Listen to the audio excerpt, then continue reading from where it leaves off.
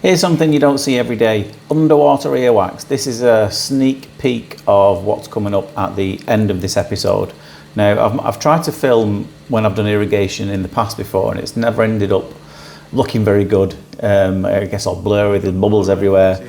I found a new technique of how to get it filmed while it's actually underwater. And there's some really amazing images that I think you might enjoy, but that's at the end of this procedure, because as you can see, I've started with the suction here. You can probably already see why I opted to irrigate this here. By the way, I forgot to tell you who I am. I'm Nurse Richard, the Wax Wizard. Thanks for joining me. Hello, good evening, good afternoon, etc, etc. Some people get annoyed when I don't say that. Anyway, this young lady came to see me. Had terrible. She's been to see lots of other providers, and she's been. She goes once a year. It's something that she's always had to have done. She's still relatively young, but she's clearly overproduces and needs to have it done every 12 months. Now, it's been oiled within an inch of its life, I suspect, with possibly a water-based one, because as you can see, it's my least favourite type of earwax. It's really soggy and mushy. It's possibly hydrogen peroxide. I'm not entirely sure. She might have told me, but I did forget. Hello to you if you are watching. I know she said she would possibly go and follow the channel. I hope you enjoy this.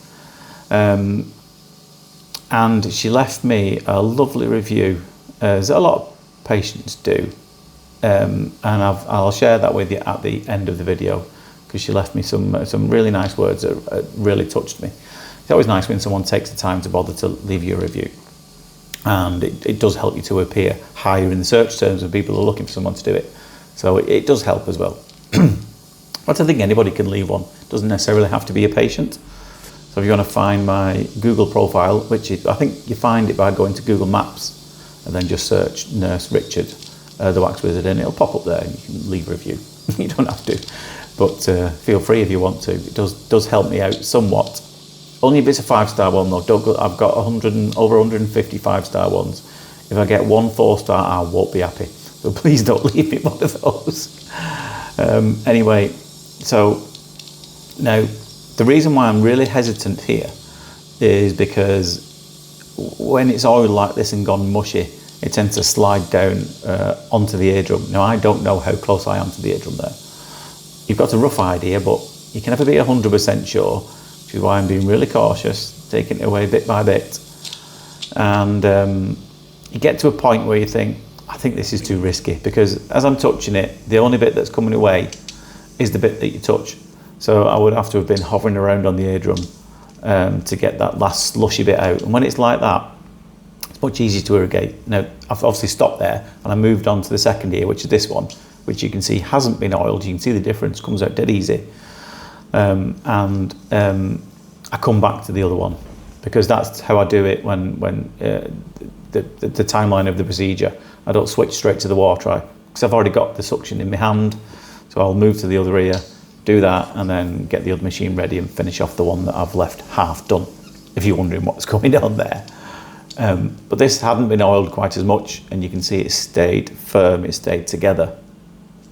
And it actually left a little smiley face, which we both giggled about when we saw it.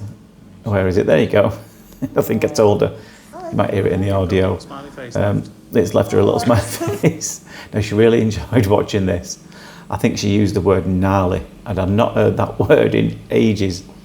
Usually only hear Australians saying that word, or skateboarders and surfers. They use that word quite a lot, don't they? But yeah, she enjoyed it very much, and I don't think she'd mind me saying, because it's in the review that she left. This lady was autistic, so she was quite anxious about having this done, because wherever she's been before, she said it was quite uncomfortable and painful at times. And she said this was the first time that it's not been uncomfortable or painful in any way, which is always nice, obviously. So at this point now, I'm going to go back to the ear that we left half done, and you're going to see an amazing underwater image of this bit flying out. I think you're really going to enjoy it. So it's blurry for now, but when the blurring settles down and the bubbles disappear, you'll get a clear. I think there's a few bits already flying past. You can see it dancing around there, can't you? So that bit's trying to let go. flapping around like a fly in there, isn't it? That's the tip, the little white thing there of the irrigator that you can see. And there you go, that bit's just disappeared over the top. Now I can see it's not all gone yet, but you can see what this does. You shoot it at the back of the ear canal, so it doesn't, you never shoot the jet straight out the eardrum. So it kind of gets around the back of it, fills it up and forces it out. Now you can see at the bottom it's flapping. And it's gonna let go. I think it comes away in 2 goes, but you can see it's desperately wanting to lift up that bit at the bottom there. It's flapping away like Billy-O. Didn't quite come, so we're gonna go in and have another go here. But it's really surprised how quick it all comes out actually. And it's just as satisfying as watching suction. I'm gonna do more of these. So if you enjoy them, let me know. Send me a comment down below. Look at this bit at the bottom there. You can see it's desperately wanting to come. And when it comes, it really flies out really fast. There it goes. Now it's not all gone, but you can already see a little bit of the eardrum. So this bit will probably come out a bit easier now. It's kind of broken it down so the water can get underneath it, lifting up, there it goes. And there it is. Now I'm just going to squirt a little bit of water behind it, and that sends it past the tip that you can see. Now a little bit of it got stuck on the outside, so I'm just going to grab that with the suction there. I think that's the fine tube there. Grab that, and there's a few little flakes here and there at the end. Not all of it comes, but it's really not important that it does. But as you can see there, look, an underwater image of the ear.